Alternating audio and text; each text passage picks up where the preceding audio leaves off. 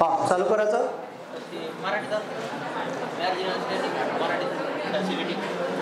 नमस्कार, नितेश बाळकृष्णजी कराय, संचालक Phoenix career development academy Wardha, bullet चालू घडामोडी या पुस्तकाचे लेखक. आपल्या सर्वांचे स्वागत करतो फिनिक्स अकॅडमी वर्धा या आपल्या यूट्यूब चॅनल आणि फेसबुक पेजच्या लाईव्हवरून.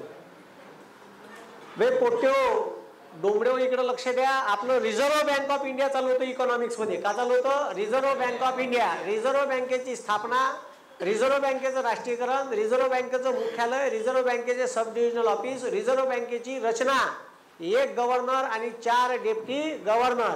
ठीक आहे. कार्यकाल 3 वर्ष आणि 62 वर्ष जी आधी पूर्ण होईल ती. ठीक आहे. रिझर्व्ह बँकेच्या गव्हर्नरची नियुक्ती भारताचे राष्ट्रपती, पंतप्रधान, मंत्रिमंडळाच्या सल्ल्याने करतात.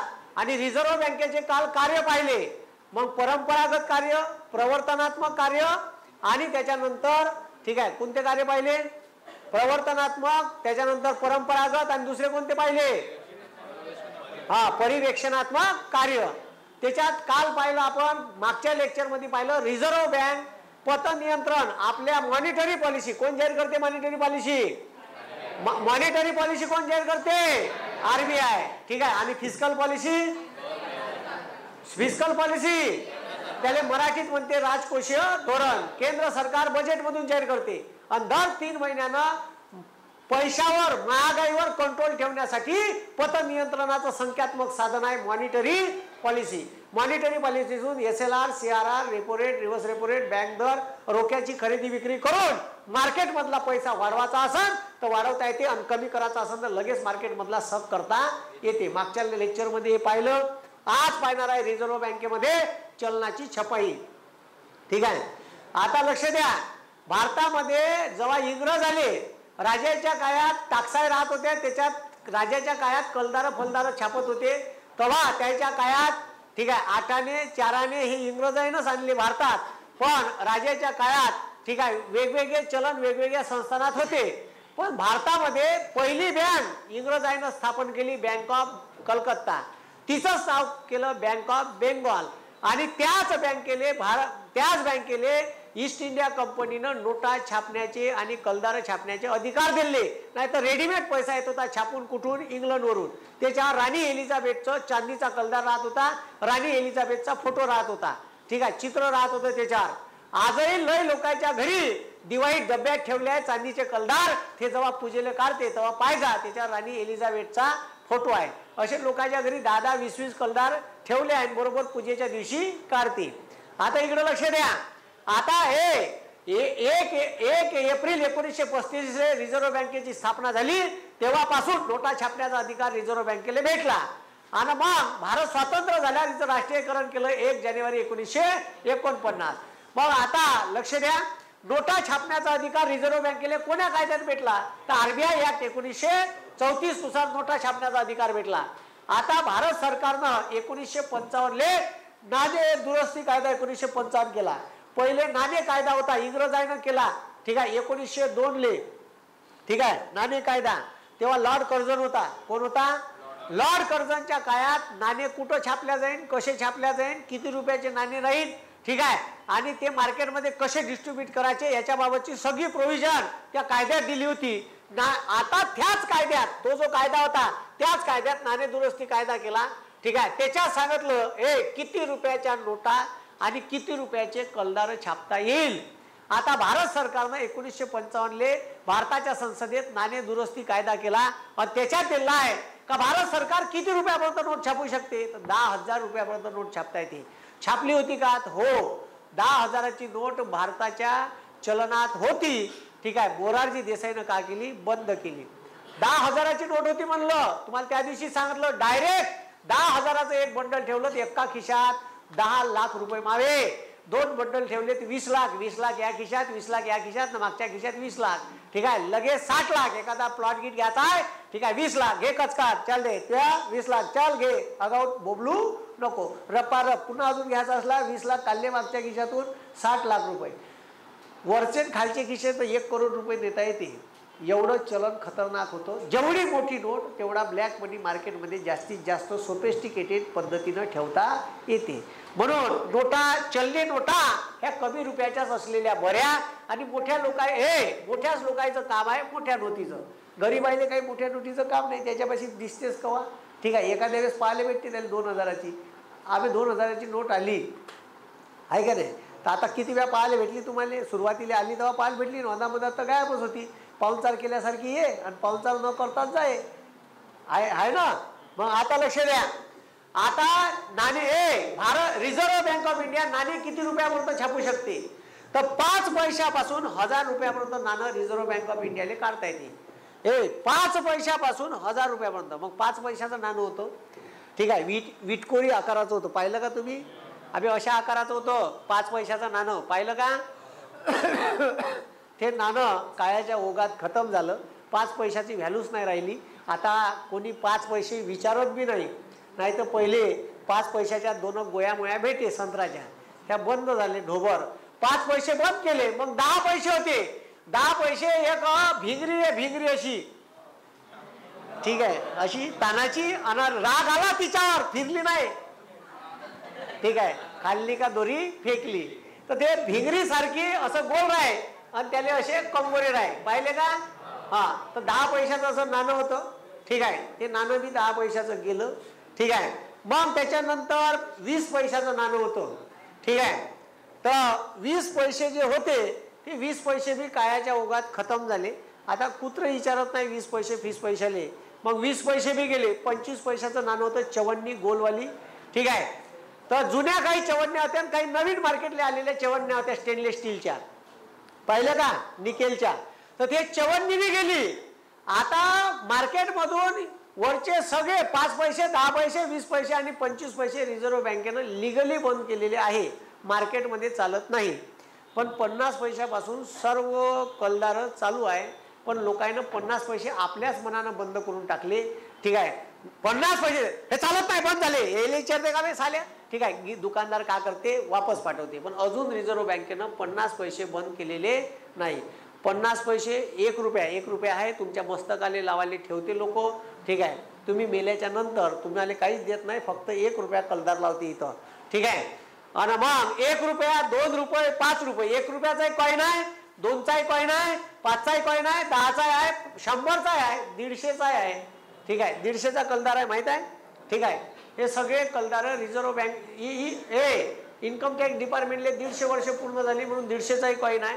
ठीक आहे, 1000 रुपयाचा कॉईन अजून छापला नाही, पण 500चा कॉईन काढता येते. कोणाले, रिझर्व्ह बँक ऑफ इंडियाले. 300चा काढता येते, 200चा काढता येते, समजलं का. पण तो बनवाले 500चा कॉईन बनवला तर तो बनवाले किती रुपये लागते, तर खूप झालं 4-5 रुपये लागन. ठीक आहे, 10 रुपये लागन, नाही तर 20 रुपये लागन, पण 480 रुपये. मग त्याच्यापेक्षा नोट परवडते, 3.5 रुपयात बनते.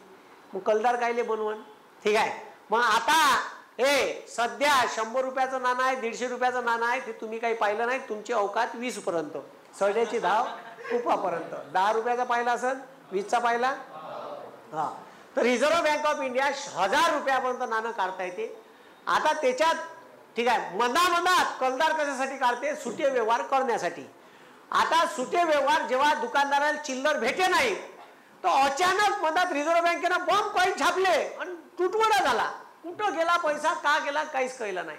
मग आता रिझर्व्ह बँक ऑफ इंडियानं निकेलचे कॉईन काढले होते, 1 रुपयाचे, 1चे 2चे निकेलचे.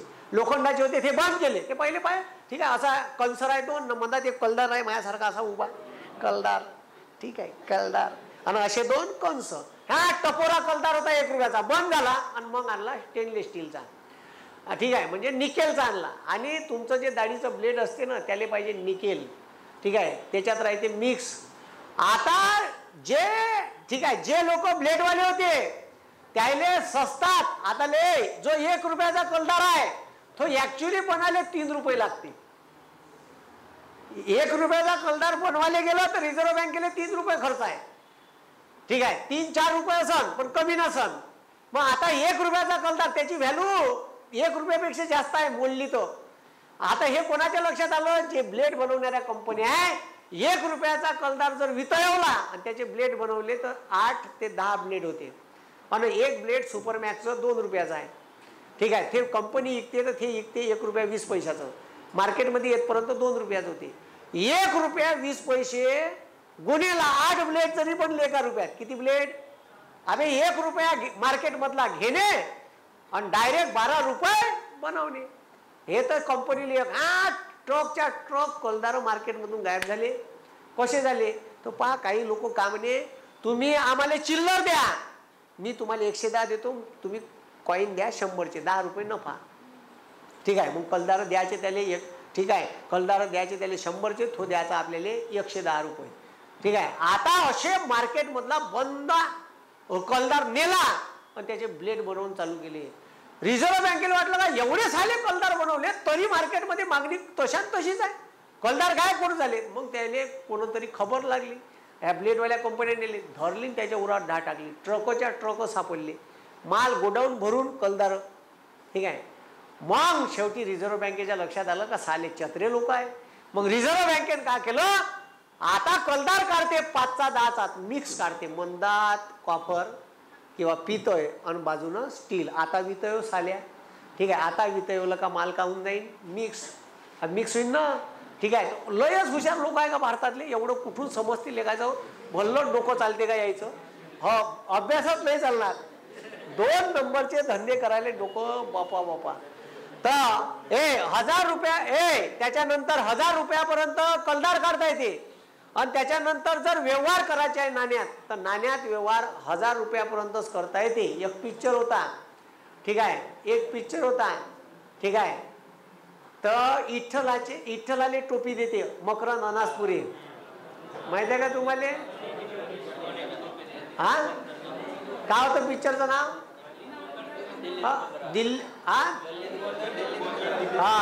ठीक आहे, गल्लीत गोंधळ दिल्लीत मुजरा. त्या पिक्चर मध्ये त्यानं असं दाखवलं आहे का दुसऱ्याचा फॉर्म भरता नाही आला पाहिजे इलेक्शनचा ग्रामपंचायतचा, तर तो ठीक आहे इलेक्शन कमिशनच्या लोकायले डायरेक्ट खुर्दा आणून टाकते, त्या खुर्दा मोजत बसते ना. ठीक आहे, तर तो ठीक आहे, आता ते त्याला माहीत नाही आहे रिझर्व्ह बँकेचे कायदे आणि नियम. ठीक आहे, तर रिझर्व्ह बँकेचा कायदा असं म्हणते का तुम्ही एखाद्या व्यक्तीसोबत 1000 रुपयापर्यंतच कॉईननं व्यवहार करू शकता. त्यानं जर म्हणलं ठीक आहे 3000 रुपयाचे कलदार घ्या, माझ्यापाशी नोटाच नाही आहे, आणि त्यानं जर म्हणलं मी घेत नाही, तर तुम्ही पोलीस स्टेशनला कंप्लेंट करू शकत नाही. 1000 रुपयापर्यंत जर त्यानं घेतले नाही तर मग त्याच्या उरावर बसता येते. पण तुम्ही त्याला 5000 रुपयाचे कलदार दिले, त्याला म्हणलं मोजत बस, माझ्यापाशी आहे नाही, त्यानं म्हणलं मला नाही पाहिजे नाही नोटा ते साल्या, तर तुम्ही त्याला म्हणू शकत नाही का तू माझे कलदार काऊन घेऊ नाही शकत. कलदारानं व्यवहार करायचे आहेत 1000 रुपयापर्यंतच करता येते. हे नियम लय लोकायले माहीत नाही. नाणे कायद्यात दिलेला आहे का कलदारानं व्यवहार करायचे आहेत 1000 रुपयाची लिमिटेशन दिली आहे. किती रुपयाची? 1000. ते एखाद्याच्या उरावर नेऊन टाकाव 4000. ठीक आहे, तर तो घेऊन घेते बिचारा, त्याला काही माहीत नाही राहत. त्याला जर घ्यायचं, तुम्हाला नोटा घ्यायच्या असेल तर 1000 रुपयाच्या आत तुम्ही कलदार घेऊ शकता. का घेऊ शकता? मग आता लक्ष द्या, किती रुपयापर्यंत रिझर्व्ह बँक नोटा छापू शकते. आता नोटाबंदी बी पाहणार आहे आपण, किती रुपयाच्या नोटा होत्या आणि मार्केटमधून नोटा कशा गायब झाल्या. इकडे लक्ष द्या रे, इकडे लक्ष द्या. भारत सरकार रिझर्व्ह बँक ऑफ इंडिया 1 रुपयापासून ठीक आहे 1 रुपयापासून 10,000 रुपयापर्यंत नोट छापता येते. किती हजार रुपयापर्यंत? 10,000ची नोट सुद्धा चलनात होती. किती हजाराची? मग आता लक्ष द्या, पण 1 रुपयाची note reserve bank of India छापत नाही. ठीक आहे, म्हणजे छापून देते पण त्याच्यावर सही मात्र भारत सरकार लिहून राहते, सही ठीक आहे, भारत सरकारची सही राहते, भारत सरकार लिहून राहते, वित्त सचिवाची काय राहते, सही, आणि छापून कोण देते? आरबीआय. बाकीच्या सगळ्या नोटा आरबीआय छापते, पण बंद्या नोटावर सही राहते गव्हर्नरची. कोणाची? त्याच्यावर भारत एकच नोट आहे 1 रुपयाची, ज्याच्यावर भारत सरकार लिहून असते 1 रुपया. 1 रुपयाची नोट होती, पाहिली का तुम्ही? हा, ग्रे कलरची नोट होती, ग्रे. पाहिली का? आठवते का? हा सर, आठवा लागल, नाही तर युट्यूबवर पाहा लागल. ठीक आहे, आता लक्ष द्या, आता लक्ष द्या, ते नोट बी आउटडेटेड झाली आहे. लोकांना त्याचे फुलं म्हणून पाकिटमध्ये ठेवले आहे शोकेससाठी. ठीक आहे, आता लक्ष द्या, इकडे लक्ष द्या, 1 रुपयाच्या नोटीवर भारत सरकार लिहून राहते, बाकीच्या सर्व नोटीवर रिझर्व्ह बँक ऑफ इंडिया लिहून राहते. 1 रुपयाच्याच नोटेवर अर्थ मंत्रालयाच्या वित्त सचिवाची सही असते, बाकीच्या सर्व नोटावर रिझर्व्ह बँक ऑफ इंडियाची ठीक आहे गव्हर्नरची सही असते आणि लिहून राहते मैं धारक को 500 रुपये देने का वचन अदा करता हूँ. नोटा छापाची लीगल परवानगी दिली आहे कोणाले? आरबीआयले. कोणालाही नोटा छापता येत नाही. भाऊबंद, एखाद्याने असं वाटलंच का एकाच दिवसात लखपती व्हाव का तर पाहिजा ठीक आहे असं ठीक आहे.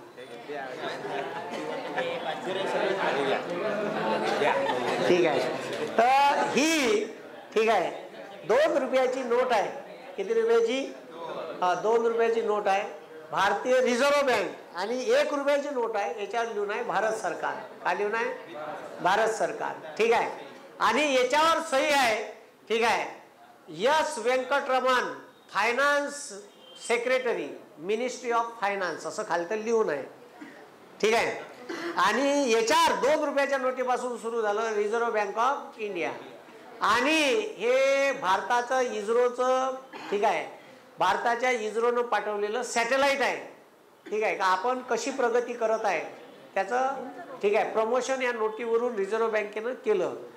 एक 5ची नोट होती, त्याच्यावर ट्रॅक्टर होता, ट्रॅक्टर ठीक आहे हिरवीवाली नोट आहे का?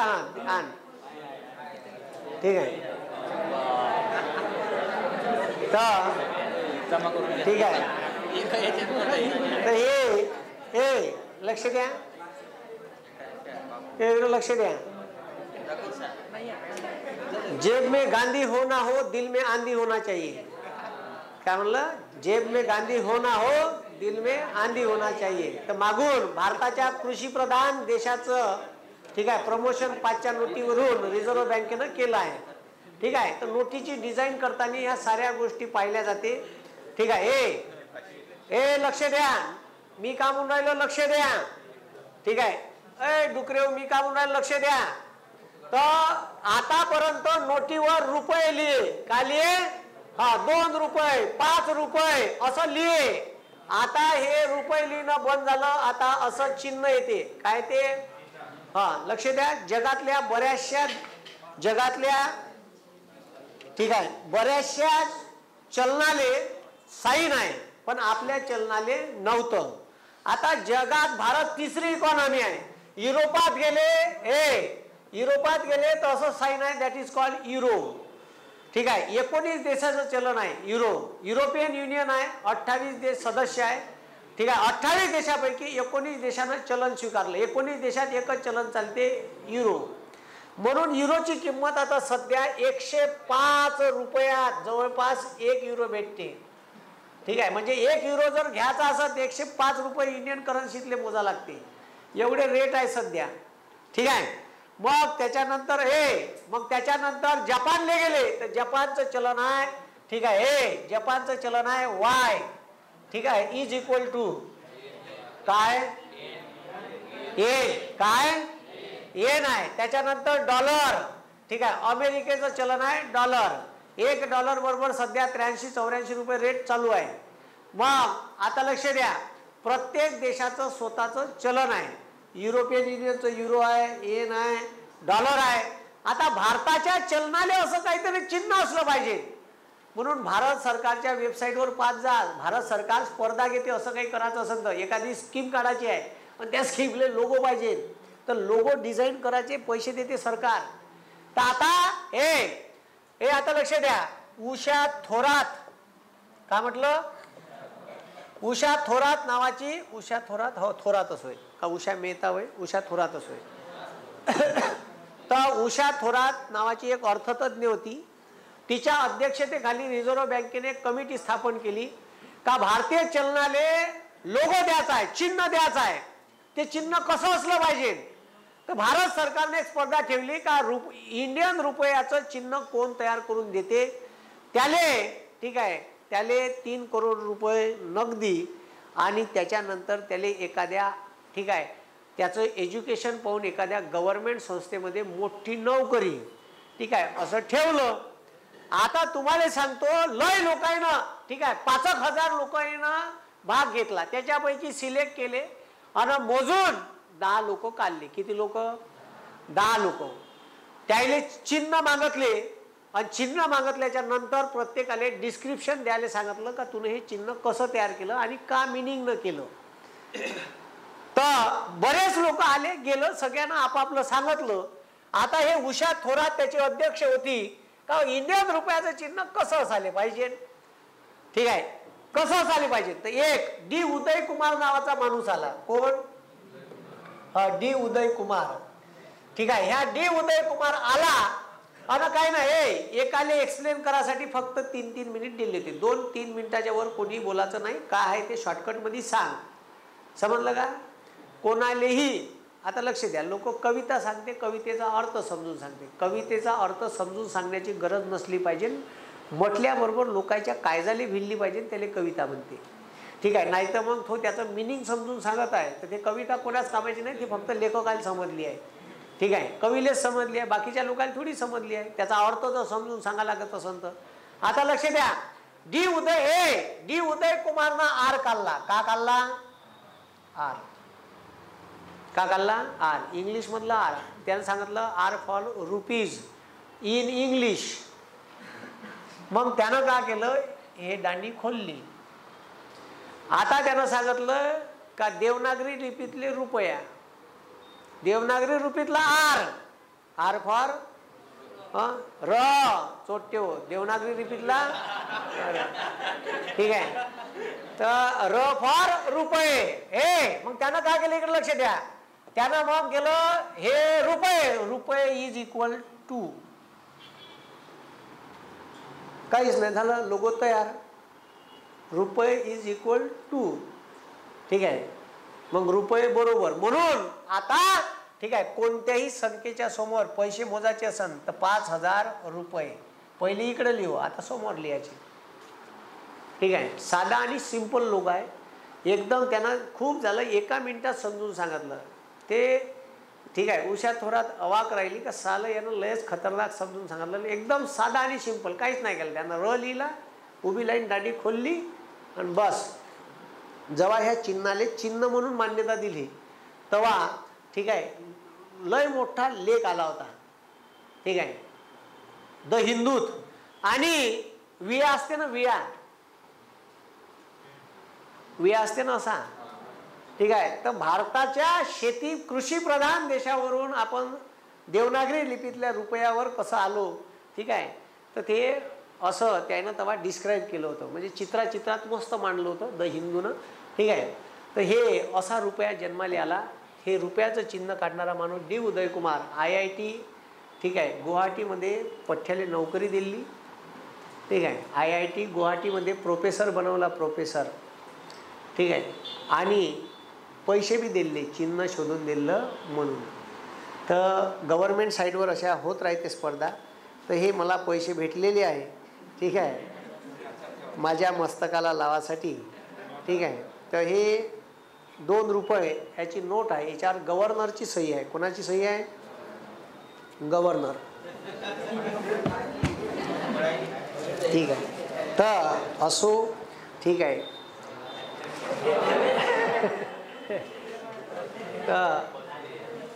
आता लक्ष द्या, हा आता लक्ष द्या.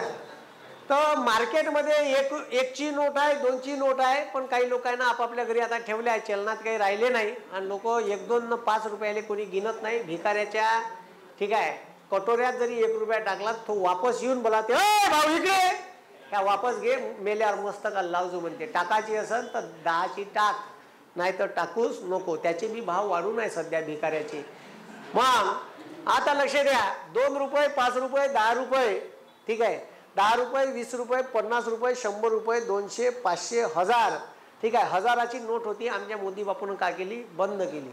2000ची छापली, ते बी तिले बी गायब केली. आता 500 पासूनच्या सगळ्या चलनात नोटा आहे, 500च्या वर, हे खाली, ठीक आहे. 500च्या वर 2000ची नोट होती, ते बंद केली. तर 10,000पर्यंत काय छापता येते म्हटलं, नोट. काय छापता येते? हा, रुपयाचं चिन्ह कोण काढलं? डी उदय कुमार. कोण काढलं? हे पैसे छापाचा अधिकार कोणाला आहे? आरबीआयले. आणि पैसा निर्माण कोण करते? कशा करते? मागच्याच लेक्चर मध्ये पाहिलं आपण का जे मधात आपलेच पैसे दुसऱ्याला व्याजाने देते, आपल्याला व्याज देते 6%, आपण एफडी ठेवली तर, आणि दुसऱ्याला व्याजाने देताना बँक 9% व्याजाने देते, मधातला 3% गल्लुऱ्या खाते. आणि त्या 3% नेट प्रॉफिट जेव्हा रिझर्व्ह बँक ऑडिट करते तेव्हा दिसते का महाराष्ट्र बँकेला 250 कोटी रुपयाचं प्रॉफिट. जेव्हा 250 कोटीचं प्रॉफिट काढते तेव्हा नगदी कोऱ्या करकरीत छोटा नोटा कोणाला छापून देते? महाराष्ट्र बँकेला. असं प्रत्येक बँकेचं प्रॉफिट राहते. मग तेव्हा कुठं मार्केटले नोटा करकरीत नोटा छापून येते. असं प्रत्येक ठिकाणीच आहे. हा, प्रत्येक बँकेनं आपापलं प्रॉफिट आलं का तेवढ्या करकरीत नोटा मार्केटला येते. आता लक्ष द्या, नोटा कुठं छापते तर टाकसाय म्हणजे जिथं कलदार छापल्या जाते ती जागा. काय म्हटलं? जिथं कॉईन छापल्या जाते ती जागा. जिथं कॉईन बनवल्या जाते मुंबईला आहे, अलीपूर, कलकत्ता, सैफाबाद, चेरापल्ली, हैदराबाद पाशी आहे चेरापल्ली, आणि नोएडा, एवढ्या ठिकाणी टाकसाय आहे. टाकसाय म्हणजे कलदार बनवण्याचे कारखाने. ठीक आहे. मग त्याच्यानंतर छापखाने व security printing press. Security printing press म्हणजे प्रचंड, ठीक आहे, प्रचंड गुप्त ठिकाणी रिझर्व्ह बँकेच्या अंडरटेकिंग मध्ये नोटा छापण्यात येते. नाही तर छापणाराच एखादं बंडल खिशात घालायचा वय. ठीक आहे. तर हो बापा, एखादा छापणारा आहे काय भाऊ 500चं बंडल टाकलं खिशात का माहीत पडून राहिलं कोणाला. ठीक आहे. पण हाय सिक्युरिटी मध्ये असते, अजिबात इकडली तिकडं, ठीक आहे, एकही नोट इकडं तिकडं जात नाही.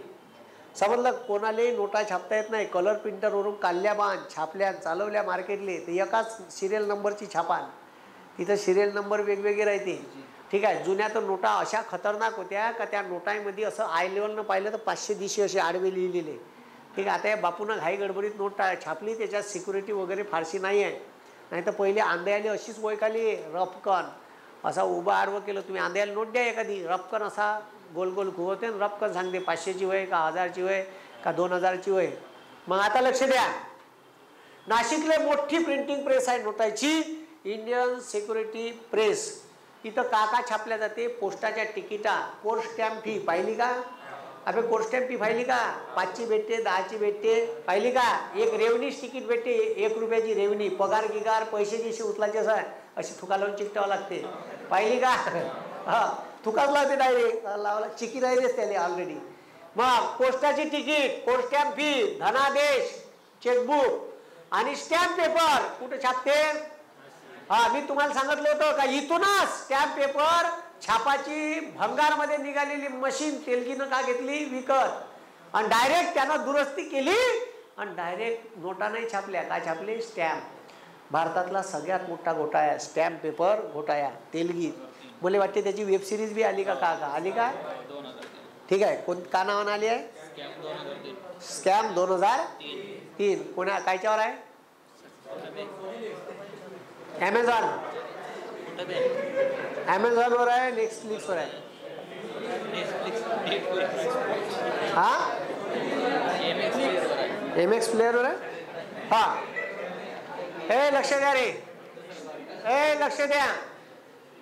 तर भ्रष्टाचार किन करायचा, चिल्लर धंदे नाही करायचे, तेलगीकडून काहीतरी शिका. ठीक आहे. 1993 पासून 2003 पर्यंत बंद्या दक्षिण भारतात महाराष्ट्र, कर्नाटक, केरळ, तामिळनाडू, आंध्र प्रदेश, तेलंगणा, ओडिसा, झारखंड, छत्तीसगड, मध्य प्रदेश एवढ्या राज्यामध्ये 13 राज्यामध्ये याचे स्टॅम्प पेपर जात होते. विचार करा किती मंत्र्याले पैसे चालले असेल त्यानं, सेंटर पासून तर स्टेट पर्यंत, आणि किती करोड छापले असेल. बंद्या डुप्लिकेट स्टॅम्प पेपरवर विक्री आहे लोकांच्या. ठीक आहे. दक्षिण भारतातल्या जेवढे राज्य सांगितले त्याच्या, समजलं का? पुऱ्या. आणि हे पुरे स्टॅम्प पेपर इलिगली पाठवत होता. सरकारच्या लक्षात तसं आलं का आपला रेव्हन्यू, ठीक आहे, मुद्रांक शुल्कातला कमी झाला म्हणून आलंच असं, पण तेवढ्या लोकांना सेटल करत गेला. एखाद्याने पैसे नाही चालले होय तर याचा भ्रष्टाचार बाहेर आला. यानं 98 लाख रुपये एका पोरीवर मुंबईच्या डान्सबारमध्ये उडवले. 98 लाख. किती लाख? 2च करोड कायले कमी ठेवले का? पहिले आणले होते 50 लाख रुपये. हे उडवल्यावर पुन्हा माणसाले पाठवलं आणि पुन्हा पैसे घेऊन आणायला पाठवलं होतं. इतकं खतरनाक होते. ठीक आहे. तर आता लक्ष द्या, मग हे लक्ष द्या, मग करन्सी नोट प्रेस आहे. इथं 1 रुपयापासून 2000 रुपयापर्यंतच्या नोटा छापल्या जाते. कुठं? नाशिकलेच. कुठं? हा, नाशिकले स्टॅम्प पेपर, पोस्टाच्या तिकिटा, ठीक आहे. त्याच्यानंतर पोस्टॅम्प फी, धनादेश आणि त्याच्यानंतर ठीक आहे सिक्युरिटी प्रिंटिंग प्रेस. तिथं नोटा 1 रुपयापासून 2000 पर्यंत छापल्या जाते. ठीक आहे.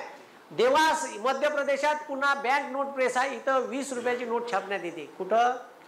तर 20 रुपयाची. आता जे नवीन आली आहे ते नाही, जुनीवाली नोट लय सुपर होती. जुनीवाली पाहिली का? लालवाली जबरदस्त नोट, असा कागदवाचे छान तिचा लुक लय जबरदस्त होता. ती नोट एवढी चांगली नोट बंद करून टाकली सरकारनं. बँक नोट प्रेस बंद केली म्हणजे आहे, पण छापणं बंद केली.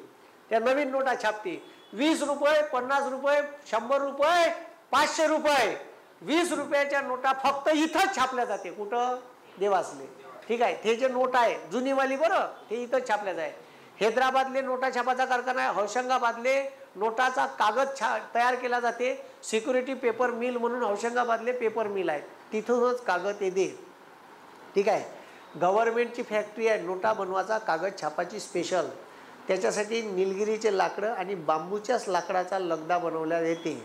ठीक आहे. दुसरे लाकडं वापरत नाही.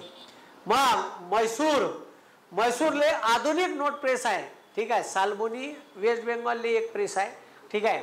तर अशा पद्धतीनं नोटा छापण्यात येते. 1 रुपयापासून 10,000पर्यंत नोटा आणि 5 पैशापासून 1000 रुपयापर्यंत कॉईन. ठीक आहे. हे अधिकार कोणत्या कायद्याने भेटले? RBIले रिझर्व्ह बँक कायदा 1934. मग आता नोटाबंदी.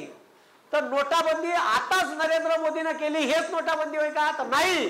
भारत स्वतंत्र झाली तेव्हापासून 4 वेळा नोटाबंदी झाली. किती वेळा? 4 वेळा. चालूच असते. ज्यायले वाटलं, लय लोकायले वाटते का पॅरलल इकॉनॉमी आहे ब्लॅक मनीची, पुष्कळ मार्केटमध्ये ब्लॅक मनी आहे. आणि आताही भारतात ब्लॅक मनी ही पॅरलल इकॉनॉमी या देशात काम करत आहे.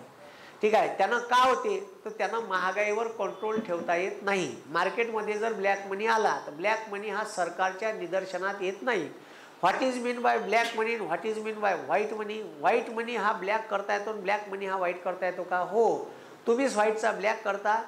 याले केवळ भारतातले मंत्री जंत्री जबाबदार आहे असं नाही. You are also responsible for black money. या भारतातला प्रत्येक माणूस आपल्या आयुष्यात एक वेळा तरी ब्लॅक मनी करतो म्हणजे करतो. या भारतातला प्रत्येक माणूस या भारतातल्या पॅरलल इकॉनॉमीला जबाबदार आहे. हे जे इकॉनॉमी सरकारच्या डोळ्यानं दिसते, ज्या पैशावर सरकार टॅक्स आकारते तो व्हाईट मनी. टॅक्समधून सुटलेला पैसा ब्लॅक मनी. कसा सुटते? तर साधा आणि सोपं लॉजिक आहे. प्रत्येकाला वाटते का आपण टॅक्सच्या कचाड्यात सापडलो पाहिजे? नाही. आता लक्ष द्या रे. आता समजा मी प्लॉट घेतला 40 लाखाचा. किती लाखाचा? हा. आता मार्केटले त्याची प्राइस 40 लाख आहे. किती लाख आहे? मार्केटले प्राइस 40 लाख आहे. जो मला विकत आहे तो 40 लाखापेक्षा 1 रुपया खुर्ची कमी नाही होणार. 40 लाख रुपये आपल्या प्लॉटचे रेट आहे. मग ठोका म्हणते आता मला घ्यायचा तर राहते, अर्जंट राहते का ह्या प्लॉट घेतलाच पाहिजे, आपल्या कामाचा आहे, तर मी 40 लाखात सौदा डन करतो. पण थो म्हणते गुरुजी याचे रेडी रेकनर दर गव्हर्नमेंट रेट 20 लाख आहे. किती लाख आहे? किती लाख आहे? हा 20 लाखाची विक्री कर जा आणि 20 लाख मले कॅश दे जा. का दे जा? का दे जा? हा. मग त्याच्यासोबत मग मी इसार पत्र करतो. का करतो? इसार पत्र ठीक आहे. इसार पत्र. ठीक आहे का? ॲग्रीमेंट याले म्हणते करारनामा. का म्हणते? मग मी लिहितो का मी याच्याकडून अमके अमके विकणारे, ठीक आहे, विकत घेणारा आणि विकणारा, ठीक आहे, म्हणजे लिहून देणारा आणि लिहून घेणारा. मग लिहून घेणारा राहील मी आणि लिहून देणारा राहील तो जो विकत आहे तो. ती भी अमके अमके याच्याकडून 40 लाख रुपयात हा प्लॉट घेतलेला आहे. याची पूर्व पश्चिम उत्तर दिशेला हे प्लॉट आहे, या ठिकाणी आहे, याचा सर्वे नंबर हा आहे. हा प्लॉट 40 लाखाला घेतला आहे. इसारा खातीर त्यांना 10 लाख रुपये या तारखेला मी कॅश स्वरूपात दिले आहे आणि 10 लाख रुपये मी, ठीक आहे, हे लक्ष द्या, 10 लाख रुपये मी, ठीक आहे, 30 जानेवारी 2024 ला यांना देणार आहे आणि 30 फेब्रुवारी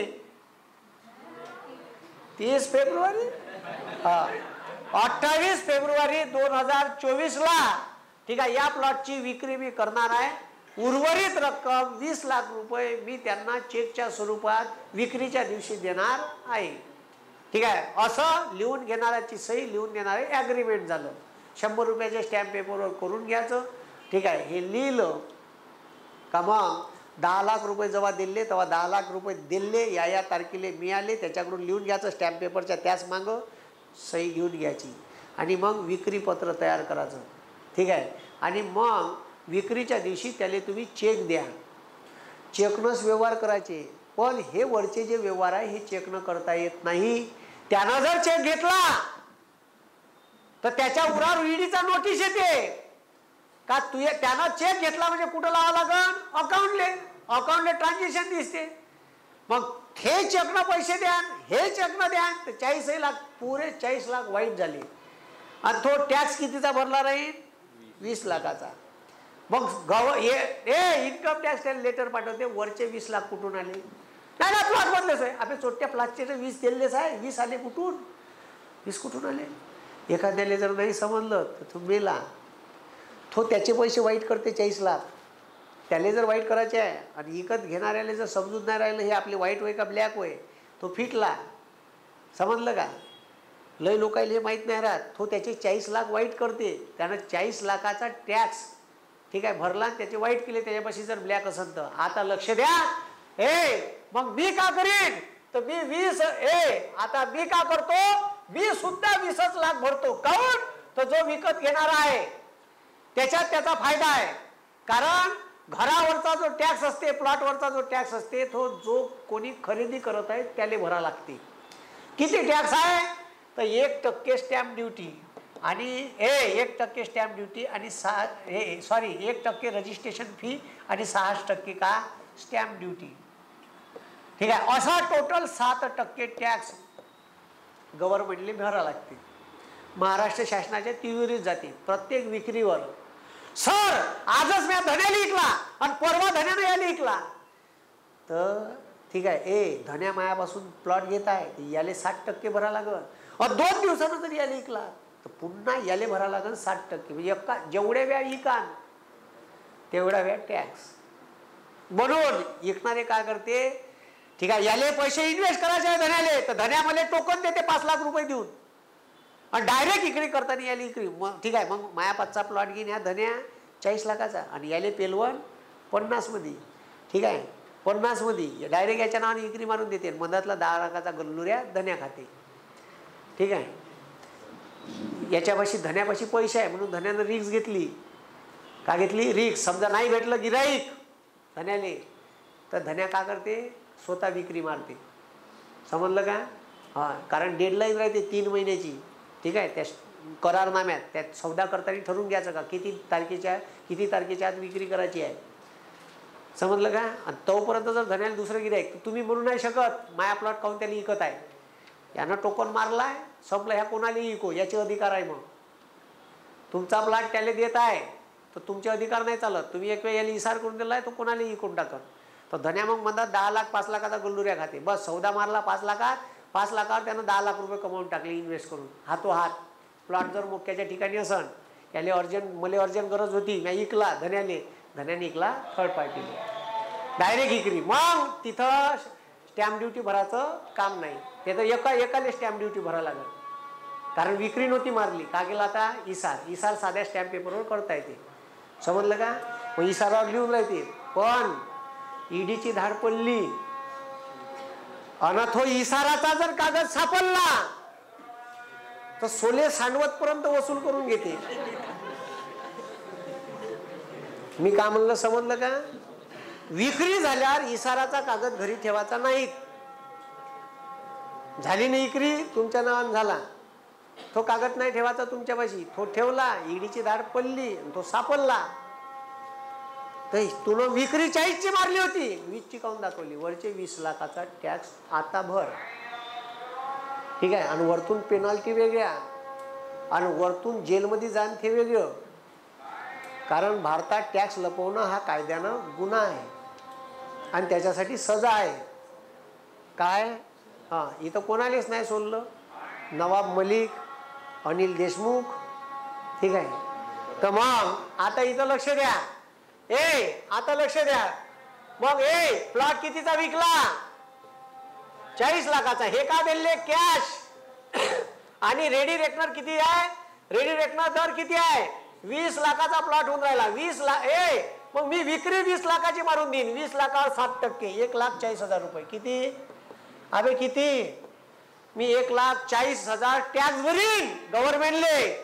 आणि तवा कुठे मी विक्री मारीन? जर मी 40 लाखाची विक्री दाखवली असती तर मी जो विकत घेणार आहे तर मला पुन्हा 1,40,000 रुपये टॅक्स पडला असता. 2,80,000 रुपये भरावे लागले असते 40 लाखाच्या प्लॉटवर. मी 1,40,000 रुपये वाचवले आणि 20 लाख रुपये ब्लॅक केले. का केले?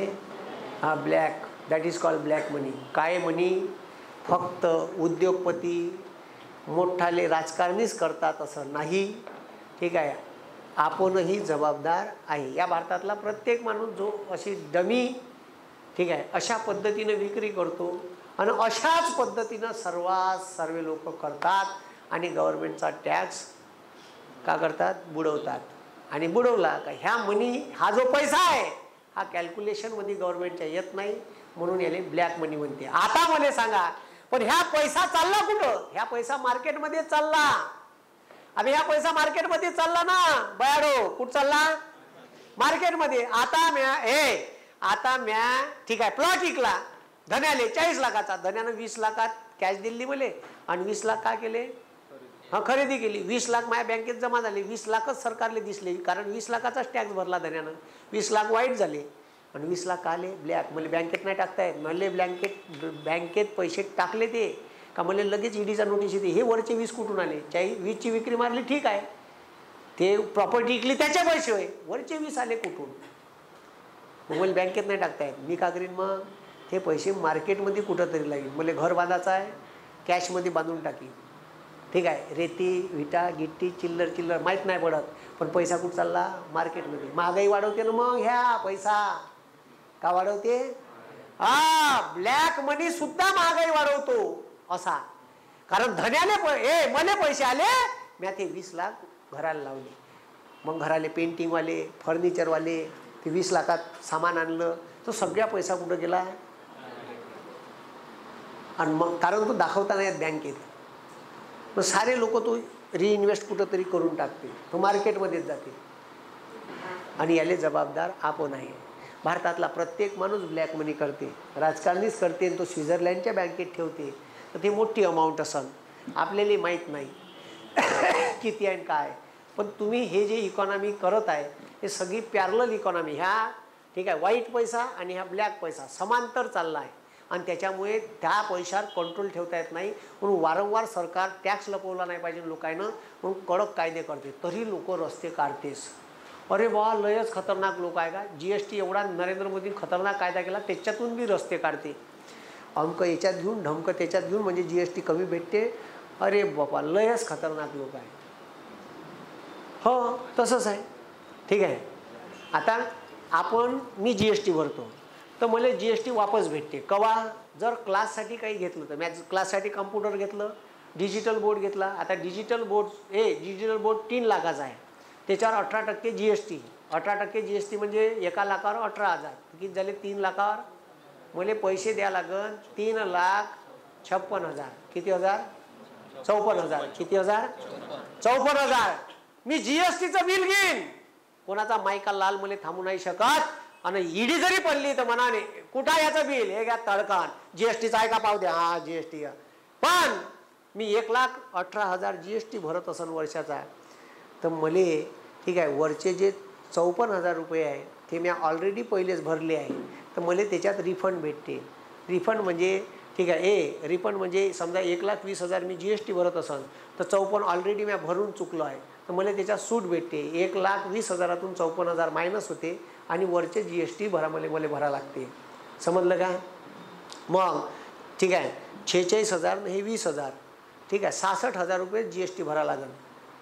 ठीक आहे, मला 1,20,000 भरायची नाही, मला 1,20,000 GST आला टोटल. ठीक आहे, 1,20,000 टोटल GST आला. ठीक आहे, आणि मी जर वस्तू घेतली तर त्याच्यावर ठीक आहे, 54,000 GST आला. तो GSTचंच बिल घ्यायचं, GSTचं ओरिजिनल बिल भेटते, त्याच्यावर केस चालते, सगळंच चालते, कारण GSTचं बिल आहे. पण ते मला वापस भेटून राहिले. म्हणून जे लोक GST भरतात, ठीक आहे, जे लोक GST भरतात त्यांनी, ठीक आहे, त्यांनी जर हे साहित्य घेतलं, जो बिझनेस आहे त्याच्यासाठी घेतलं, त्या पर्पजसाठी घेतलं तरच भेटते, फालतू कामाला नाही भेटत. त्याला का म्हणलं मी ठीक आहे, मी माया घर बांधत आहे, त्याच्यात घराच्या याच्यात GSTचं बिल द्या, मी लावतो फाईलले, अजिबात भेटत नाही. घर बांधकामात 1 रुपया GST देत नाही नरेंद्र मोदी. पण म्या जर म्हणलं का फर्निचर करत आहे क्लासचं, तर GST देते, GST सूट देते. समजलं का? अबे मी का म्हणलं, समजलं का? हां, या गोष्टी समजून घ्या. फर्निचरसाठी सूट आहे, पण बाकी गोष्टीसाठी नाही. विटाविटीचं बांधकाम आहे, स्लॅब टाकायचा आहे, सिमेंटचं बिल GSTचंच बिल हपकार देतो, पण त्याची रिफंड व्हॅल्यू घेता येत नाही, असं आहे. तर हे लक्षात घ्या. प्रत्येक भारतातला माणूस का करते? अबे का करते? हा, ब्लॅक मनी करते. असाच ब्लॅक होते भारतात आणि प्रत्येक जण करते. आता लक्ष द्या, नोटाबंदी केव्हा केव्हा केली हे लक्ष द्या. आणि कोणत्या नोटा बंद झाल्या आणि कोणते कलदार बंद झाले. 30 जून 2011 पासून 50 पैशापेक्षा कमी मूल्याचे सर्व नाणे बंद केले. 50 पैशापेक्षा कमी मूल्य म्हणजे कोण होते? 25, 20, 10, 5. 50 पैसे बंद म्हणलं का त्यानं? नाही. तारीख लक्षात ठेव जा, परीक्षेत प्रश्न आला होता. 30 जून 2011 पासून 50 पैशापेक्षा कमी मूल्याचे सर्व नाणे बंद केले. आता नाणे कोणते चालू आहे? तर 50 पैसे, 1 रुपया, 2 रुपये, 5 रुपये, 10 रुपये, 20 रुपये, 50 रुपये, 100 रुपये आणि 150 रुपये.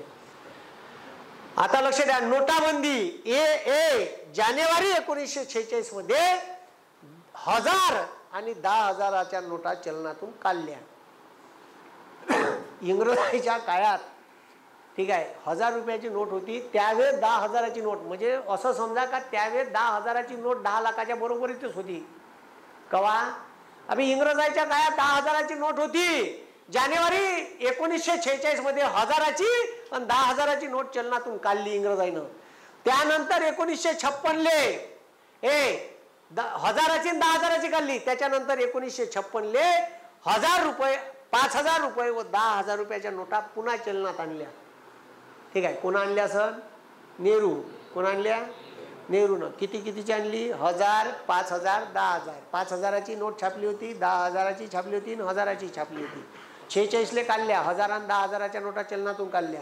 56 आणल्या पुन्हा, 1000, 5000, 10,000. मग त्याच्यानंतर पहा, 1 जानेवारी 1978 इंदिरा गांधीचं सरकार गेलं आणि मोरारजी देसाईचं सरकार. मोरारजी देसाई सरकारने 10,000ची, 5000ची, ठीक आहे, 1000ची, 5000ची, 10,000च्या नोटा चलनातून काढल्या. म्हणजे ज्या नोटा 1956 नेहरूनं चालू केल्या होत्या त्या बंद नोटा चलनातून काढल्या. हे थोडंसं मोदी सारखं दिसून राहिलं. ठीक आहे, यानं नोटा काढून टाकल्या. आता काढल्या, ठीक आहे, काढल्या. मग त्याच्यानंतर लक्ष द्या, त्याच्यानंतर ठीक आहे 8 नोव्हेंबर 2016 नरेंद्र बापूंनी 500 आणि 1000 रुपयाच्या नोटा चलनातून काढल्या. आता सर ह्या 1000, 5000च्या, 10,000च्या नोटा काढल्या तर पुन्हा केव्हा? तर हे सरकार गेल्याबरोबर पुन्हा नेक्स्ट सरकारनं, इंदिरा गांधी सरकारनं पुन्हा, ठीक आहे, 500 आणि 1000 रुपयाच्या नोटा चलनात आणल्या. पण 1000च्या वरची काढली नाही. ठीक आहे, 5000ची काढली नाही आणि 10,000ची. मग नोटा चलनात होत्या 500च्या आणि 1000च्या. तर हे केव्हा केव्हा नोटाबंदी केली? 46, 78 आणि 2016. तारीख होती 8 नोव्हेंबर. आज रात, ठीक है, 12 बजे से मेरे भाइयों और बहनों, आज रात 12 बजे से 1000 और 500 की सभी नोटे आणि सगळ्या नोटा काढल्या आणि पार लोकांचे खरंच काबे ह्या त्याचे व्हिडिओ, ठीक आहे, नरेंद्र मोदीचे जिकडं तिकडं व्हायरल.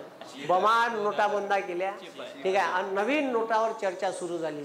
अंजना ओम कश्यप, ठीक है, 2000 की नोट में क्या है? चीप है.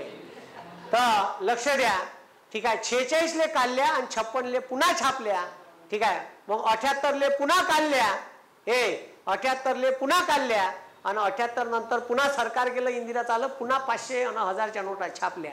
मग बापून ठीक आहे, बापूनं बंद केल्या आणि लगेच नव्यानं 500 आणि 2000ची नोट छापली. आता 2000ची बी बापूनं काढून टाकली नोट चलनातून. समजलं का? जमन का? 2000ची नोट काढली ना आता कायच्यातून? हा, चलनातून. तर असं काम आहे बापूचं. आता लक्ष द्या. व त्याच्यानंतर ठीक आहे, कुठं गेलं?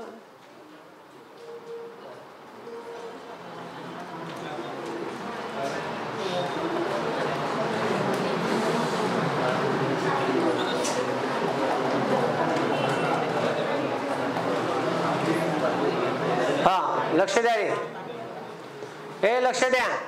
ठीक आहे, हे आरबीआयचं भाग भांडवल किती होतं लक्ष द्या. रिझर्व्ह बँक ऑफ इंडिया स्थापन झाली तर याच्यावर प्रश्न आला आहे.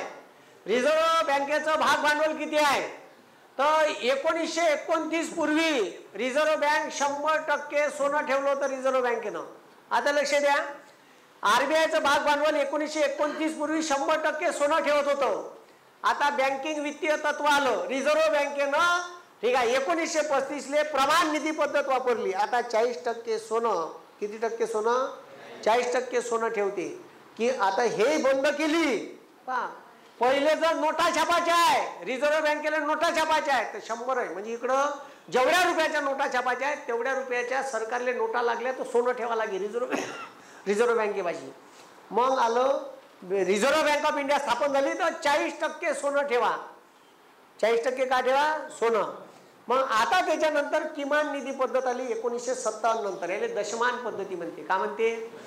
आता लक्ष द्या, भारतात काय होतं हे लक्ष द्या. भारतात पहिले काय होतं तर भारतात पहिले दशमान पद्धती नव्हती. दशमान म्हणजे दश म्हणजे दैला 10.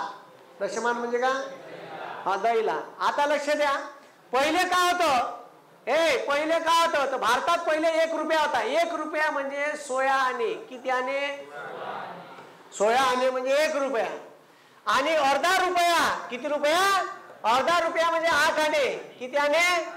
हा, आणि 0.25 रुपया, 1/4 रुपया म्हणजे 4 आणे. आजही लोक 25 पैसे फार कमी म्हणतात. आजही लोक 4 आणेच म्हणते 25 पैशाले, आणि 50 पैशाले लोक 8 आणेच म्हणते. पण आता हे पद्धत 57 पासून मोडीच काढली.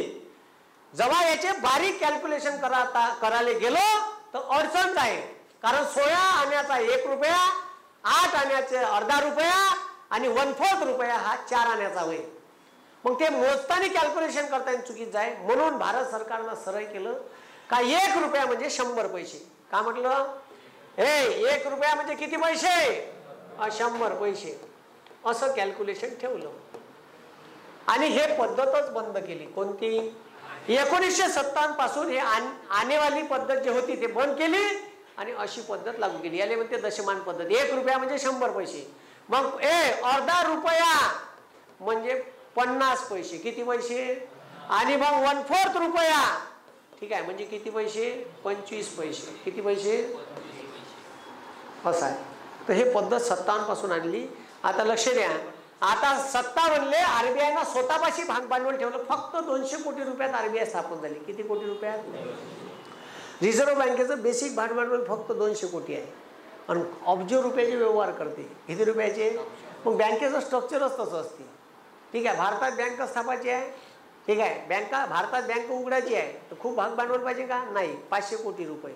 किती कोटी? ते पाहणारच आहे. बँकिंग स्ट्रक्चरमध्ये भारतात जर बँक उघडायची आहे एखाद्याला तर टोटल तेवढं भाग भांडवल पाहिजे. आता 200 कोटी रुपयाचं किमान निधी पद्धतीनं भाग भांडवल आहे. हे आता लक्ष द्या, 200 कोटी रुपयापैकी रिझर्व्ह बँकेत 115 कोटी रुपयाचं सोनं आहे. आणि जेव्हा हे सोनं ठेवलं 1957ले तेव्हा सोन्याचे रेट होते 64 रुपये तोया. किती रुपये? 65 रुपये. किती रुपये? 65 रुपये तोया सोनं होतं. 10 ग्रॅम सोनं 65 रुपयाचं. ठीक आहे, आता 65,000 रुपये तोया आहे. 3 शून्य वाढले भाऊ. ज्यानं तवा सोनं घेऊन ठेवलं असन. ठीक आहे, बुडीची एकदानी टपोरे पाहिले का? मग आता 65 रुपये लक्ष द्या रे. रिझर्व्ह बँकेपाशी 200 कोटी रुपये भाग भांडवल आहे. त्याच्यापैकी 115 कोटी रुपयाचं काय आहे? सोनं आहे भाग भांडवलापैकी. आणि 85 कोटी रुपये कॅश आहे. आता तर रिझर्व्ह बँकेपाशी सोनं विकत घेतलंय रिझर्व्ह बँकेनं. थोडंसं सोनं नाही, मागं 550 टन सोनं विकत घेतलं IMF पासून, इंटरनॅशनल मॉनिटरी फंड. ठीक आहे, हे समजलं का तुम्हाला? ए भाऊ, हे समजलं का? काही कोणाला प्रॉब्लेम? अरे काही कोणाला प्रॉब्लेम? ठीक आहे. मग त्याच्यानंतर हे दशमान किती भाग भांडवल आहे? 200 कोटी. 115 कोटीचं सोनं, 85 कोटीची कॅश. चलनाचे प्रकार. ठीक आहे. दर परीक्षेत एक प्रश्न येणारा टॉपिक आहे. मी काय म्हणून राहिलो, लक्ष द्या. दर कंबाईनले, दर मेन्सले हे 4 प्रश्न येईल. काय 4? सगळ्यात महत्वाचा टॉपिक आहे चलनाचे प्रकार. कायचे प्रकार? आता लक्ष द्या. आता चलनाचे प्रकार M1, M2, M3, M4. Monika 1, Monika 2, Monika 3, Monika 4. ठीक आहे. M for money, M for not Monica darling. ठीक आहे. M for M for money, M for money. Money 1, money 2, money 3 आणि मोनी 4. आता लक्ष द्या. इकडे लक्ष द्या. ठीक आहे. लक्ष द्या. M4 ही संकल्पना रिझर्व्ह बँकेनं बंद केली. कोणती? मग आपल्याला विचारते संकुचित पैसा कोणता? का म्हटलं? संकुचित पैसा कोणता? ठीक आहे. तर आता लक्ष द्या. आणि त्याच्यानंतर आपल्याला विचारते व्यापक पैसा कोणता? तो संकुचित पैसा म्हणजे का, व्यापक पैसा म्हणजे का? आता लक्ष द्या. M1 ले संकुचित म्हणते आणि M3 ले म्हणते व्यापक. पहिले M4 ले म्हणे, पण रेड्डी समितीने सांगितलं का M4 ही संकल्पना बंद करा. आता लक्ष द्या काय ते. तुमच्या खिशात, तुमच्यापाशी जे नगदी कॅश आहे ते M1 मध्ये. कायच्या ते बँकामधील नगदी कॅश, तुमच्या जवळची नगदी कॅश आणि सेव्हिंग अकाउंट बचत खात्यावरचे पैसे, RBIच्या इतर ठेवी, ह्या सर्व पैसा आहे ते. ठीक आहे. M1 मध्ये तुमच्या पासची कॅश. ठीक आहे. व्यापारी बँका पासची कॅश. ठीक आहे. म्हणजे बँकेपासची नगदी कॅश, बँकेच्या सेव्हिंग अकाउंटवरचे पैसे आणि RBI पासचे कॅश. हे कायचे ते? अबे कायचे ते?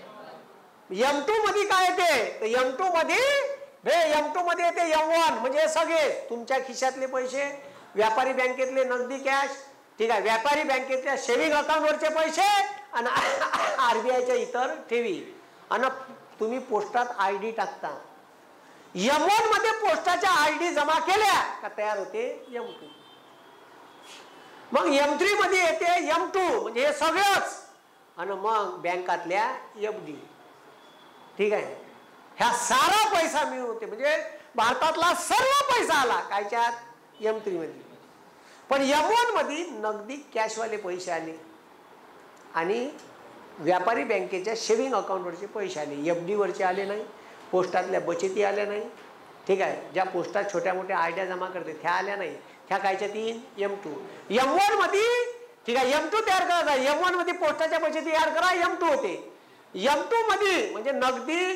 ठीक आहे. बँकातील नगदी कॅश, सेव्हिंग कॅश, RBI मधील बचती, पोस्टातील बचती आणि बँकातील FD याच्या मिळून तयार होते M3. M3 म्हणजे व्यापक पैसा, M1 म्हणजे संकुचित पैसा. बस M4 ही संकल्पना बंद केली. M for Monica darling. ठीक आहे. M for money, M for ठीक आहे. तर मग असं आहे. जमन राहील का लक्षात? चलनाचे किती प्रकार? किती प्रकार? किती प्रकार? 4 होते. पण M4 ही संकल्पना रद्द केली. ठीक आहे. रेड्डी समितीच्या शिफारशीनुसार. M1 म्हणजे संकुचित पैसा, थोडासाच पैसा आहे म्हणून संकुचित, कमी अमाऊंट. मोठा सगळ्याच अमाऊंट येते कायच्या? व्यापक मध्ये. That is called M3. आणि बस तिथंच प्रश्न येते संकुचित पैसा कोणता आणि व्यापक पैसा कोणता. दर परीक्षेला प्रश्न आहे, पाहून घे जा. जमान इथं रिझर्व्ह बँक ऑफ इंडिया खतम झालं. उद्या पाहू भांडवल व्यवस्था, भारतातल्या सर्व बँका.